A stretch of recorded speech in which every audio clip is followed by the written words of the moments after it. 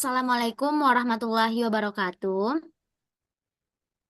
Puji dan syukur marilah kita ucapkan kehadiran Allah Subhanahu wa Ta'ala, yang mana berkat rahmat dan karunia-Nya kita dapat berkumpul pada forum presentasi melalui Zoom ini.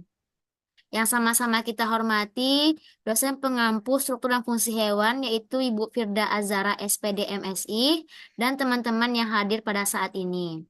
Baiklah, kami dari kelompok 2 akan mempresentasikan tentang materi kelompok kami yang berkaitan organ pada sistem pernafasan, yang dimana beranggotakan saya Dwi Olivia Safira dengan NIM 23231051 dan rekan saya Fikri Ramadan dengan NIM 23231007, Aziza Dayuni 23231045, Intan Ramadhani 23231112, Shirley Ulandari 23231083, dan Elsie Permatasari 23231103. Baiklah, materi pertama akan disampaikan oleh pemateri, yaitu Intan Ramadhani. Kepada Intan Ramadhani dipersilakan. Baik, terima kasih kepada moderator. Saya di sini akan menjelaskan tentang materi tentang organ sistem hewan, di mana organ-organ yang terlibat pada sistem pernapasan manusia. Sistem pernapasan manusia terdiri dari beberapa organ yang bekerja sama untuk menghirup oksigen dan mengeluarkan karbon dioksida. Berikut adalah penjelasan tentang organ-organ yang terlibat dalam sistem pernapasan. Next.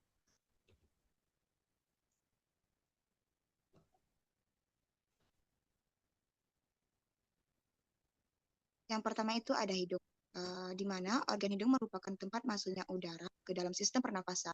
Selain itu, hidung berfungsi untuk menyaring, membersihkan, dan melembabkan udara yang masuk.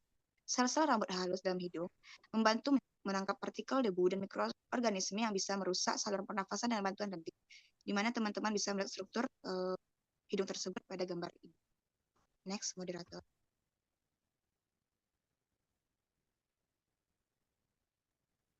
Selanjutnya itu ada dua faring atau tenggorokan.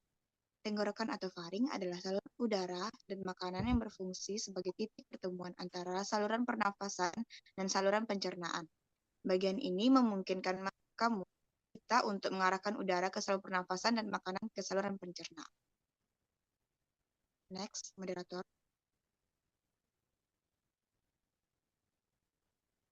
Yang ketiga, laring atau kotak suara.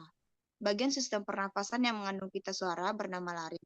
Fungsinya untuk menghasilkan suara melalui vibrasi pita suara saat udara melewatinya. Selain itu, laring juga berfungsi sebagai katup udara, membantu mencegah makanan dan cairan masuk ke dalam saluran pernafasan tersebut. Next, moderator.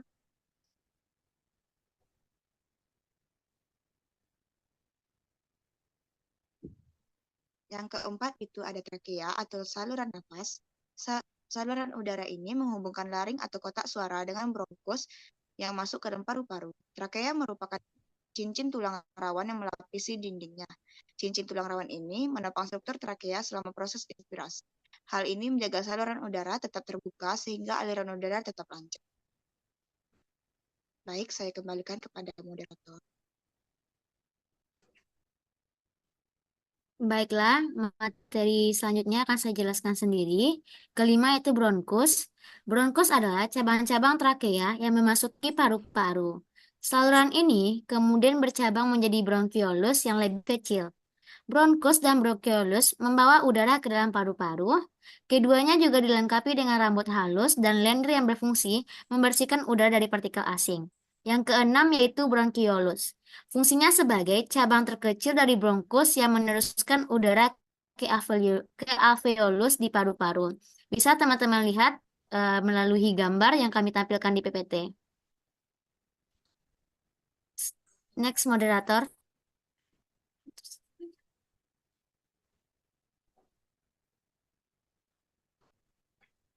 Ketujuh adalah paru-paru. Organ utama dalam sistem pernafasan yang bertanggung jawab atas pertukaran gas adalah paru-paru. Di dalamnya, oksigen yang masuk dari udara diambil oleh darah dan karbon dioksida yang dihasilkan oleh tubuh dibuang ke udara saat kita menghembuskan nafas. Next, Shirley.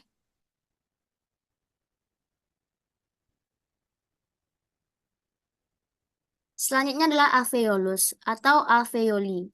Bagian ini berupa kantong-kantong kecil di dalam paru-paru yang menjadi tempat pertukaran oksigen dan karbon dioksida terjadi. Dinding alveolus tipis dan dilapisi kapiler-kapiler darah. Hal ini memungkinkan oksigen dari udara masuk ke dalam darah dan karbon oksida keluar dari darah ke udara. Selanjutnya adalah diafragma, berfungsi sebagai otot pernafasan utama yang berkontraksi dan berelaksasi untuk membantu masuk dan keluarnya udara dari paru-paru. Next, Shirley.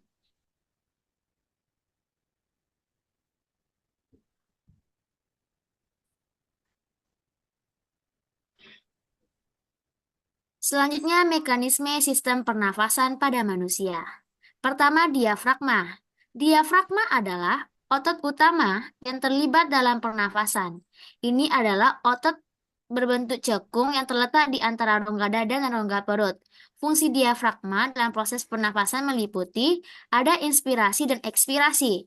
Inspirasi. Ketika diafragma berkontraksi, ia akan bergerak ke bawah dan mendatar, memperbesar rongga dada. Ini mencipta negatif di dalam rongga dada yang menyebabkan udara ditarik masuk ke dalam paru-paru melalui saluran pernafasan. Selanjutnya, ekspirasi. Setelah kontraksi, diafragma akan relaksasi dan bergerak ke atas ke posisi semula. Hal ini mengurangi volume rongga dada dan meningkatkan tekanan di dalam dada sehingga dikeluarkan dari paru-paru. Next, Shirley. Gimana nih?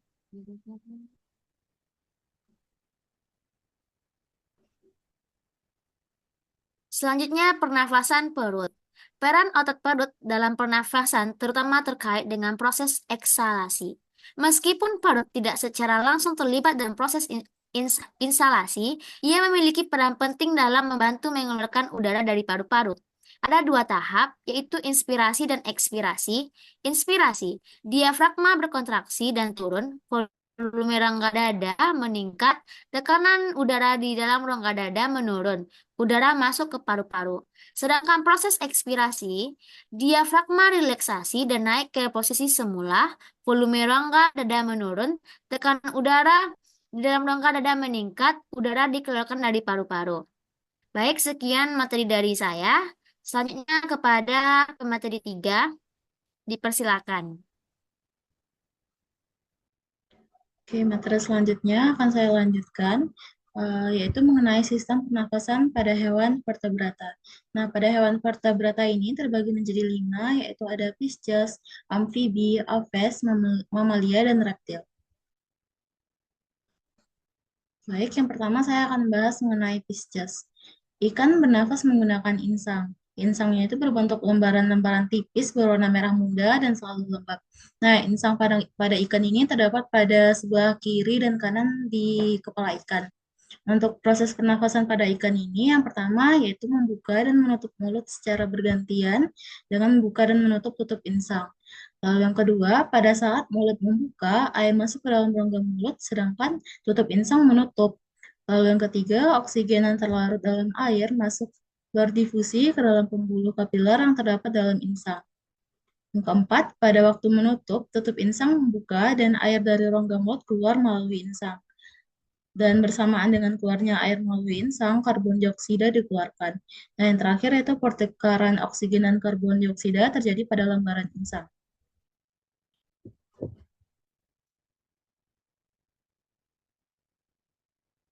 Oke, yang kedua yaitu amfibi. Katak muda atau berudu menggunakan insang untuk mengambil O2 yang terlarut dalam air. Setelah kata muda ini berumur lebih kurang 12 hari, insang luar diganti dengan insang dalam.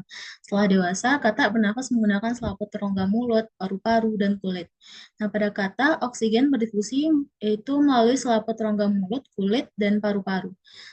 Selaput rongga mulut ini berfungsi sebagai alat pernafasan. Pada saat terjadi gerakan rongga mulut dan faring, lubang hidung terbuka dan glotis tertutup, sehingga udara berada di rongga mulut dan berdifusi masuk melalui selaput rongga mulut yang tipis. Lalu kulit katak selalu dalam keadaan basah dan mengandung banyak kapiler, sehingga gas pernafasan mudah berdifusi. Oksigen yang masuk lewat kulit akan melewati vena kulit, atau disebut juga vena cutanea, kemudian dibawa ke jantung untuk diedarkan ke seluruh tubuh. Lalu karbon dioksida dari jaringan itu akan dibawa ke jantung. Nah, dari jantung ini dipompa ke kulit dan paru-paru lewat arteri kulit, dan paru-paru lewat arteri kulit paru-paru atau arteri pulmokutanea. Nah, pada gambar ini teman-teman dapat lihat ini adalah bagian-bagian dari kata. Oke, saya kembalikan kepada moderator. Baik, terima kasih kepada Shirley. Materi selanjutnya akan dijelaskan oleh Aziza Dayuni. Kepada Aziza Dayuni dipersilakan.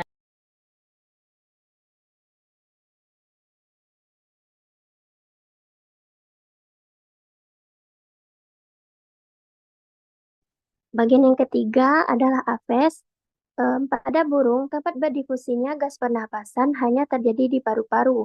Paru-paru burung itu berjumlah sepasang yang terletak di dalam rongga dada yang dilindungi oleh tulang rusuk, dan jalur pernapasan pada burung itu berawal dari lubang hidung. Dari gambar ini teman-teman bisa melihat sistem respirasi burung itu yang pertama terdapat kantong udara yang disebut dengan arterior.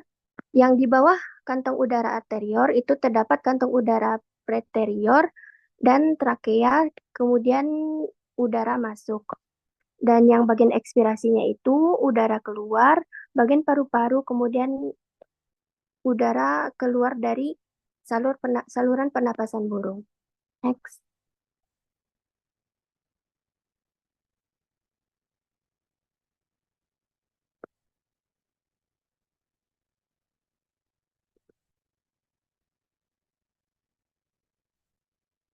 Mekanisme pernapasan pada burung itu melalui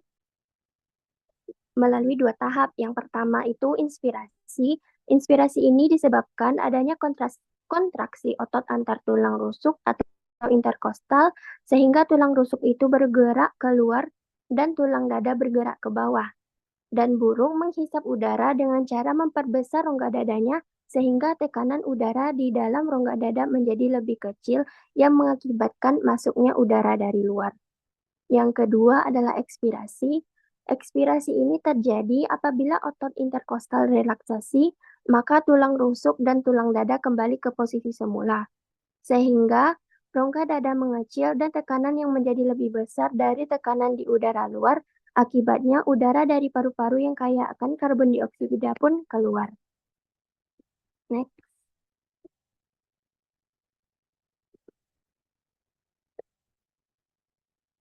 Selanjutnya adalah mamalia. Mamalia ini memiliki sistem pernapasan yang terdiri dari saluran atas dan saluran bawah. Umumnya mamalia itu bernapas menggunakan paru-paru, baik itu mamalia yang hidup di laut maupun mamalia yang hidup di darat. Dan saluran atas ini terdiri dari hidung, rongga hidung, faring, dan laring. Dan saluran bawah itu terdiri dari paru-paru. Mekanisme proses pernafasan pada mamalia yang pertama adalah udara.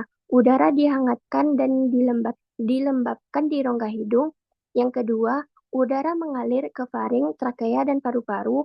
Kemudian di paru-paru, udara melewati bronkus yang bercabang mencapai bronkolus pernapasan dan terjadi pertukaran gas.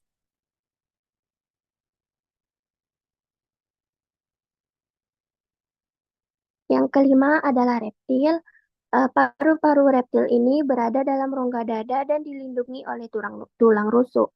Paru-paru reptilia hanya terdiri dari beberapa lipatan dinding yang berfungsi memperbesar permukaan pertukaran gas. Reptilia ini bernafas menggunakan paru-paru. Gas O2 dalam udara masuk melalui lubang hidung, kemudian rongga mulut, anak teka, trakea yang panjang, dan kemudian terakhir bronkiolus dalam paru-paru. Dari paru-paru, O2 diangkut darah menuju seluruh jaringan tubuh. Dari jaringan tubuh ini, gas CO2 diangkut darah menuju jantung untuk dikeluarkan melalui paru-paru, kemudian bronkiolus, selanjutnya trakea yang panjang dan anak tekak, kemudian rongga mulut dan lubang hidung. Pada reptilia yang hidup di air, lubang hidung dapat ditutup ketika menyelam. Pada paru-paru di reptilia ini berada dalam rongga dada yang dilindungi oleh tulang rusuk. Paru-paru pada reptilia lebih sederhana, hanya berupa lipatan-lipatan dinding yang berfungsi memperbesar pertukaran permukaan gas. Pada reptilia, pertukaran gas itu tidak efektif. Dan pada kadal, kura-kura, dan buaya, paru-paru itu lebih kompleks dengan beberapa belahan-belahan yang membuat paru-parunya itu bertekstur seperti spons. Dan paru-paru dari beberapa jenis kadal, misalnya bunglon Afrika, itu mempunyai pundi-pundi hawa di cadangan yang memungkinkan hewan tersebut bisa melayang di udara. Sekian materi dari saya kembalikan kepada moderator. Baik, terima kasih kepada Aziza Dayuni. Materi selanjutnya akan dijelaskan oleh Elsie. Kepada Elsie dipersilakan. Oke, terima kasih kepada moderator. Baiklah, materi selanjutnya itu adalah sistem pernapasan pada hewan invertebrata. Pada hewan invertebrata, sistem pernapasannya tergolong sederhana, hanya menggunakan difusi dan sistem trakea. Berikut ini cara kerjanya. Yang pertama itu adalah difusi, di mana difusi ini adalah proses pernapasan yang berlangsung pada permukaan tubuh atau melalui kulit bagian luar hewan invertebrata. Kemudian yang kedua yaitu secara sistem trakea, di mana sistem trakea ini pernapasan pada hewan invertebrata sejenis insekta. Kemudian trakea ini terletak di badan hewan berupa lubang-lubang halus untuk pertukaran udara. Next. Pada hewan invertebrata itu dikelompokkan menjadi 8. Yang pertama itu ada protozoa, ada porifera, ada coelenterata, ada platyhelminthes, kemudian memathelminthes, moluska, echidodermata, dan yang kedelapan ada annelida. Oke, next.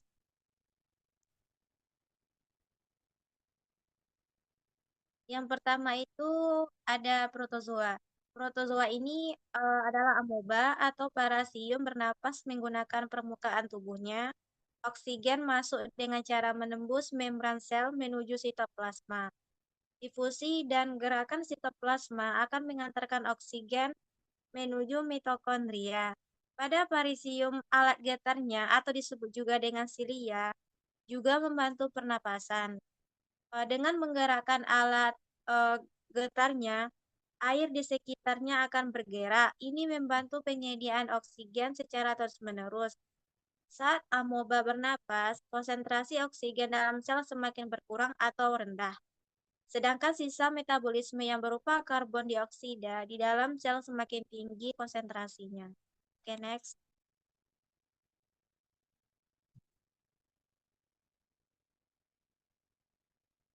Kemudian yang kedua ada porifera. Alat respirasinya masih sangat sederhana. Air yang mengandung oksigen terlarut, kemudian masuk melalui pori-pori atau yang disebut juga dengan ostium tubuhnya. Selanjutnya, oksigen yang terlarut dalam air masuk melalui sel-sel permukaan tubuhnya, yaitu sel koanosit secara difusi. Di dalam mitokondria pada sel koanosit, oksigen digunakan untuk mengurai molekul organik menjadi molekul anorganik yang disertai pelepasan karbon dioksida. Selanjutnya, molekul-molekul karbon dioksida yang terlarut dalam air akan bergerak berlawanan arah menuju membran sel dan keluar menuju spongosol. Air dalam spongosol digerakkan oleh vigulum sel koanosit dan mengalir keluar melalui osculum. Okay, next.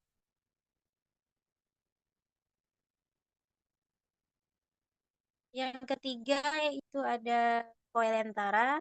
respirasi dan ekskresi secara difusi melalui seluruh permukaan tubuhnya, kecuali Anthozoa dan Siphonoglia dan juga belum memiliki organ khusus, di mana oksigen masuk secara difusi melalui sel-sel permukaan tubuh dan melalui alat bantu berupa sifonoglifa seperti gambar yang tertera di PPT. Oke, next.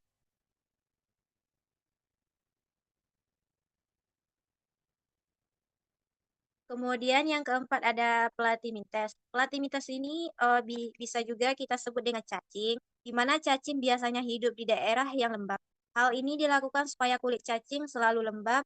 Bagi cacing misalnya planaria atau yang disebut juga dengan platimites dan cacing tanah, kulitnya dijadikan sebagai organ pernapasan atau tepatnya sebagai tempat pertukaran gas. Melalui kulitnya, oksigen dari luar berdifusi ke dalam tubuh.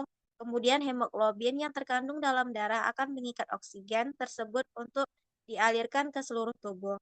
Sementara hasil metabolisme yang berupa karbon dioksida dikeluarkan melalui permukaan tubuh cacing. Pertukaran gas melewati permukaan tubuh pada cacing ini dinamakan juga pernapasan integumental.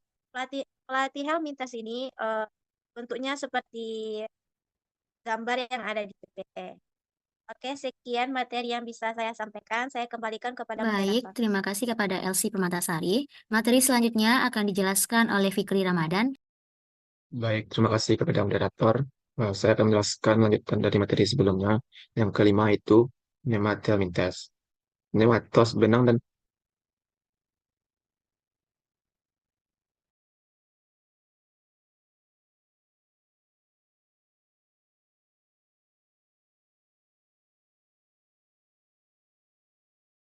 Nemathelminthes. Nematos benang dan helminthes. Cacing disebut juga cacing giling karena berbentuk silinder memanjang. Pada permukaan tubuh dilapisi oleh kutikula yang terbuat dari zat keratin atau zat tanduk. Tidak memiliki sistem respirasi. Tukaran gas secara difusi di permukaan tubuh. Sistem ekskresi sepasang nefridium yang bermuara ke seluruh tubuh. Next.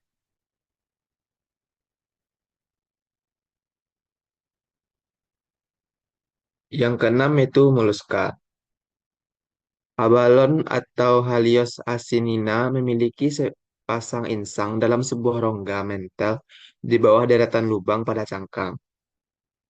Air laut melalui lubang pada cangkang masuk ke dalam rongga mental bagian depan dan keluar melalui insang. Pada air melewati insang, oksigen diserap dan sisa gas dibuang. Pada cangkang abalon atau halos asinina berfungsi sebagai jalan air. Air akan masuk melalui bukaan cangkang anterior, seterusnya melalui insang yang bekerja mengambil oksigen dan mengeluarkan karbon dioksida. Kemudian air akan dikeluarkan kembali melalui lubang respirasi ini. Segala macam ekstreta dan agesta serta gamet juga dikeluarkan dari rongga mental melalui lubang-lubang respirasi ini. Pada abalon atau halotis asinina yang cangkangnya halus, aliran air pada lubang respirasi disebabkan oleh gerakan sidia. Sedangkan aliran air pada abalon halotis asinina yang cangkangnya kasar disebabkan oleh beda tekanan air di dalam dan di luar cangkang. Next slide.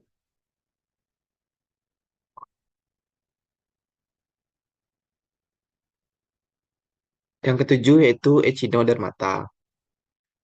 Organ respirasi pada hewan echinodermata adalah insang atau papula dan kaki tabung.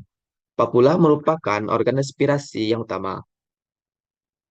Mereka adalah sederhana, kontraktil, transparan, hasil pertumbuhan dari dinding tubuh pada permukaan aboran mempunyai epitelium bersilia pada permukaan sebelah luar dan sebelah dalam.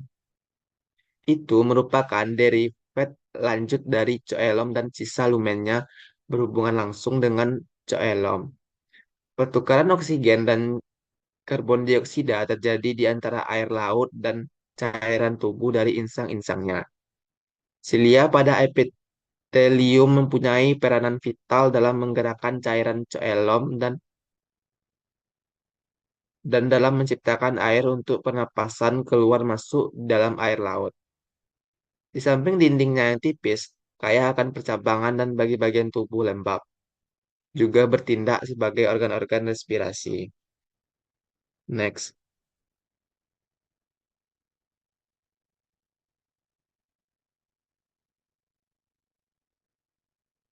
Yang kedelapan atau yang terakhir yaitu Annelida. Dalam proses peredaran darah pada hewan Annelida, terjadi pula proses pernapasan, pengangkutan oksigen menuju ke sel atau jaringan tubuh dan melepaskan karbon dioksida ke udara.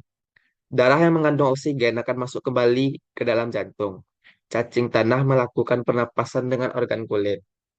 Pembuluh darah yang terdapat di bagian waktu kutikula berfungsi mengambil oksigen langsung dari udara dengan melepaskan karbon dioksida ke dalam tubuh. Menurut Brookman 1999. Kebanyakan Polychaeta cacing laut dari filum Annelida mempunyai sepasang anggota tubuh pipih yang disebut dengan paropod. Ia pada masing-masing segmen tubuhnya. Parapodia tersebut berfungsi sebagai insang dan juga berfungsi untuk merangkak dan berenang.